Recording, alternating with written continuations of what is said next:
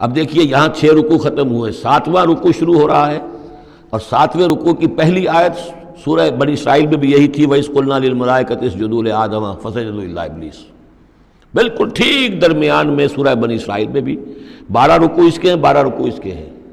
سورہ بنی اسرائیل کی 111 آیات ہیں، سورہ کہف کی 110 آیت ہیں، یعنی یوں سمجھیے کہ نہایت حسین، متوازن، ہر اعتبار سے بہت ہی خوبصورت جوڑا ہے۔ اس کی نسبت زوجیت جو ہے اس سورہ بنی اسرائیل اور سورہ کہف کی بہت نمایاں ہے۔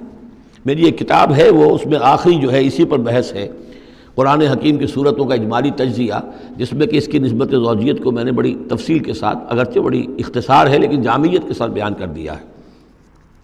وَإِذْ قُلْنَا لِلْمَلَائِكَةِ اسْجُدُوا لِآدَمَ فَسَجَدُوا إِلَّا إِبْلِيسَ، اور جو یاد کرو جب کہ ہم نے کہا تھا فرشتوں سے کہ جھکو آدم کے سامنے، سجدہ کرو آدم کو، تو ان سب نے سجدہ کیا لیکن نہیں کیا ابلیس نے۔ کان من الجن، اب یہاں وہ حقیقت کھول دی گئی جو بقیہ 6 جگہوں پر نہیں ہے، وہ جنات میں سے تھا۔ فَفَسَقَ عَنْ أَمْرِ رَبِّهِ، فا یہاں پر اب علت کو ظاہر کر رہا ہے۔ فرشتہ کبھی بھی اللہ کے حکم سے سرتابی نہیں کرتا، فرشتہ اللہ کے حکم کی نافرمانی نہیں کرتا۔ یفعلون ما یؤمرون لا یعصون اللہ ما امرہم، تو یہ جو نافرمانی اس نے کی ہے اس کی وجہ یہ ہے کہ وہ فرشتوں میں سے نہیں تھا، جنات میں سے تھا۔ کان من الجن ففسق عن امر ربہ، تو اس نے وہ نگل بھاگا اپنے رب کے حکم سے، یہ نافرمانی کی اپنے رب کے فرمان کی۔ افتتخذونہ وذریتہ اولیاء من دونی، تو سوچو اے اولاد آدم، کیا تم اس کو اپنا ولی بناتے ہو اور اس کی نسل کو، اس کی اولاد کو، اس کے چیلوں چاٹوں کو، اس کے ایجنٹوں کو، ان سے دوستیاں گاٹتے ہو، من دونی، مجھے چھوڑ کر۔